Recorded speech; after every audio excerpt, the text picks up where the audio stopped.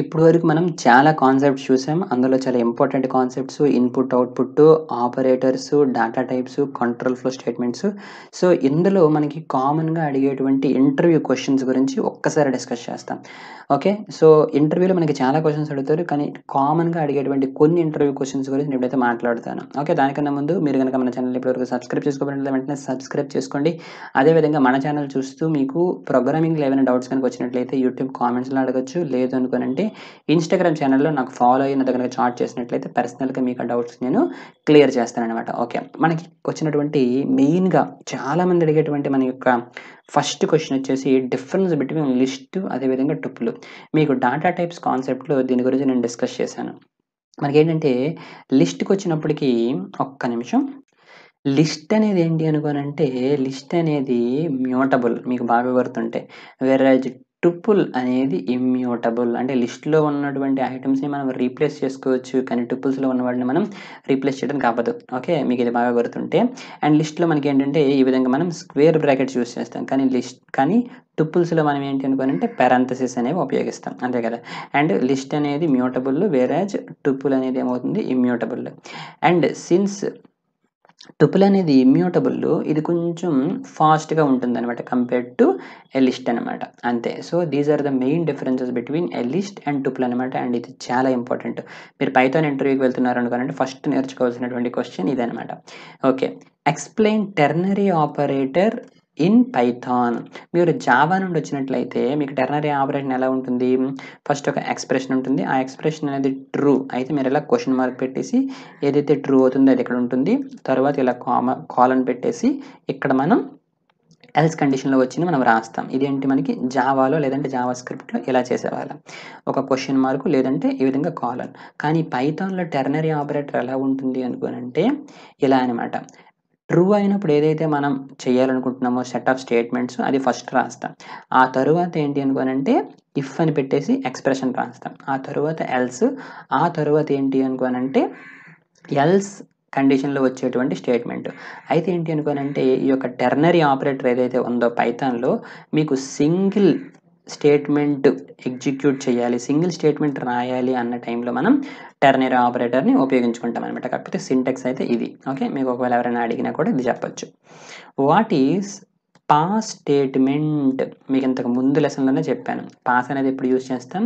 మీకు కోడ్ ఏం చెయ్యాలో, కోడ్ ఏం రాయాలో తెలియదు అన్నప్పుడు ప్లేస్ హోల్డర్‌గా పాస్‌ని ఉపయోగించుకోవచ్చనమాట. Use pass statement in case if you are not sure what to code. మీకు ఏం కోడ్ చేయాలో అంటే మీకు తెలియలేదు ప్రెజెంట్ సిట్యుయేషన్‌లో. మేబీ ఫ్యూచర్‌లో ఎప్పుడో తెలియొచ్చు.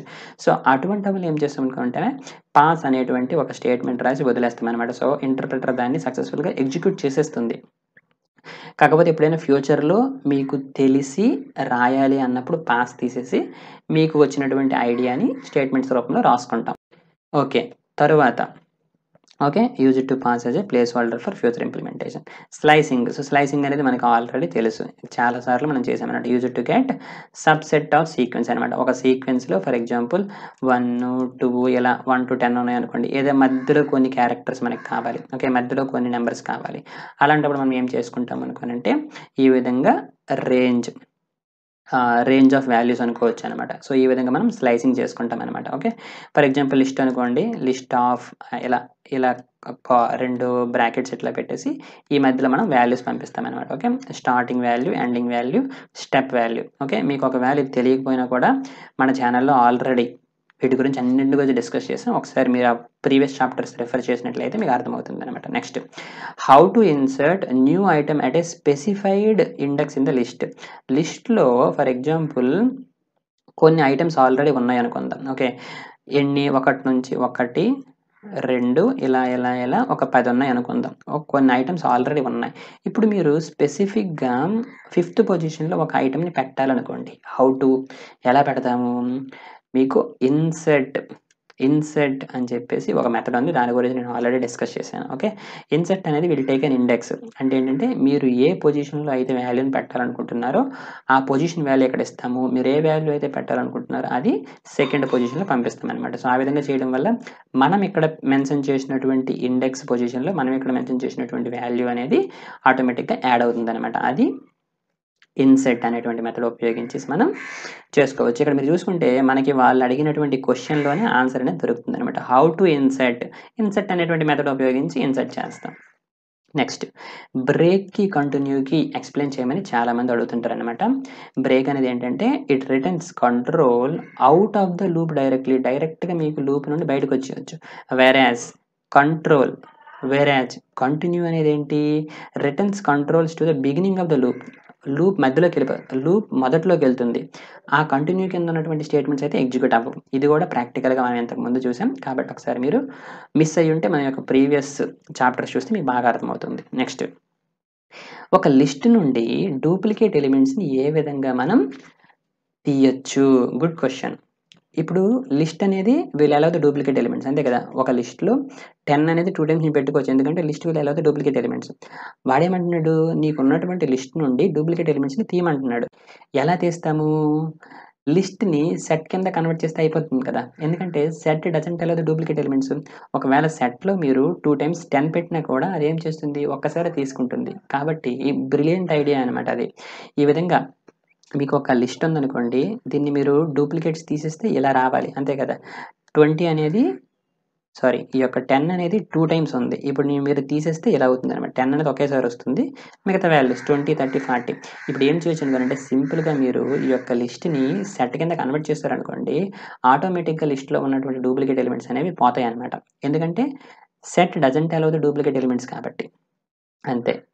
సో, మీరు సెట్‌కి ఏ విధంగా కన్వర్ట్ చేస్తారు అనుకోనంటే సింపుల్‌గా సెట్ అనేటువంటి మెథడ్ ఇలా సెట్ అనేటువంటి మెథడ్ ఉపయోగించి ఆ యొక్క లిస్ట్ ఏదైతే ఉందో ఆ లిస్ట్‌ని ఇలా పంపించారనుకోండి అది సెట్‌లోకి కన్వర్ట్ అయిపోతుందనమాట. ఓకే. డిక్షనరీ అంటే ఏంటి? డిక్షనరీ అంటే సింపుల్‌గా it holds key value pairs అనమాట. నార్మల్‌గా లిస్ట్, టుపుల్, సెట్ ఇవన్నీ సింగిల్ ఎలిమెంట్స్‌ని హోల్డ్ చేస్తాయి. కానీ డిక్షనరీ వచ్చేసి కీ వాల్యూ పెయిర్‌ని హోల్డ్ చేస్తది అంతే. దాని గురించి కూడా మనం డిస్కస్ చేసుకున్నాం. మీరు ఒకవేళ ప్రీవియస్ చాప్టర్స్ గనక చూడకపోయినట్లయితే ఒకసారి చూడండి. తరువాత ఆపరేటర్స్ డిస్కస్ చేసుకున్నప్పుడు వీటి గురించి డిస్కస్ చేశాము. ఏంటిది? Division, floor, modular operator, power operator. Okay. వీటన్నిటి గురించి మనం ప్రాక్టికల్‌గా కూడా చేసి చూపించాను. డివిజను, ఫ్లోరు, మాడ్యులర్ ఆపరేటర్ అదేవిధంగా పవర్. డివిజన్ అనేది జస్ట్ మనకి కోషియంట్ వస్తుంది. ఫ్లోర్ అనేది ఫ్రాక్షనల్ పార్ట్‌ని తీసేస్తుంది. తీసేసి ఆ యొక్క వాల్యూని ఇస్తుంది. అండ్ మాడ్యులో చేస్తే మనకి కిందొచ్చినటువంటి వాల్యూ ఏమంటారు దాన్ని? అది కోషియంట్ అయితే remainder yeah! So, modulo use చేసినప్పుడు మనకి రిమైండర్ అనేది వస్తుంది. ఇది పవర్ అనమాట. ఓకే. 2 స్టార్‌లు పెట్టేసి 3 ఇచ్చాననుకోండి దాని అర్థం ఏంటి? 2 పవర్ ఆఫ్ 3 అని అర్థం అనమాట. అప్పుడు 2 అంటే ఏంటి? 2 4 4 8 అనమాట. సో, దాని వాల్యూ 8 వస్తుందనమాట. సో, ఆ విధంగా. సో, వీటన్నిటి గురించి క్లుప్తంగా నేను మాట్లాడాను. కాబట్టి ప్రీవియస్ చాప్టర్స్ చూస్తే మీకు బాగా అర్థమవుతుంది. నెక్స్ట్ మెంబర్‌షిప్ ఆపరేటర్స్ ఇది కూడా కామన్‌గా అడుగుతుంటారు. మెంబర్‌షిప్ ఆపరేటర్స్ ఏంటి? నాట్ ఇన్ అనమాట. సో, వీటి గురించి కూడా మనం ఇంతకు ముందు చాప్టర్‌లో చాలా సార్లు డిస్కస్ చేసాం. ఒక లిస్ట్ ఉందనుకోండి. ఆ లిస్ట్‌లో మీకు ఒక పర్టిక్యులర్ ఎలిమెంట్ ఉందా లేదా చెక్ చేయాలనుకోండి. లేదంటే నాట్ ఇన్ ఆ విధంగా చెక్ చేసుకుంటే మీకు అర్థమైపోతుందనమాట. ఓకే. నెక్స్ట్ అడిగేదేంటంటే ఇది నార్మల్ క్వెషనే అని మేబీ బేసిక్ డెవలపర్స్‌కి అడుగుతుంటారనమాట. How do you convert a string into int? Okay. ఏ విధంగా కన్వర్ట్ చేస్తాం? టైప్ కాస్టింగ్ అనమాట. ఓకే. వచ్చినటువంటి స్ట్రింగ్‌ని ఇంట్ అనేటువంటి ఫంక్షన్‌లోకి పంపిస్తే ఆ స్ట్రింగ్ అనేది ఇంట్‌లోకి మారిపోతుందనమాట. అంతే సింపుల్. ఓకే. నా ఎక్స్‌ప్లనేషన్ గనుక మీకు నచ్చినట్లయితే వీడియోని లైక్ చేయండి. అదేవిధంగా మీ ఫ్రెండ్స్‌కి షేర్ చేయండి. అండ్ మన ఛానెల్ ఇప్పటివరకు సబ్స్క్రైబ్ చేసుకోకపోయినట్లయితే వెంటనే సబ్స్క్రైబ్ చేసుకోండి. ఓకే. చిన్న బ్రేక్ చిటికలో వచ్చేస్తా.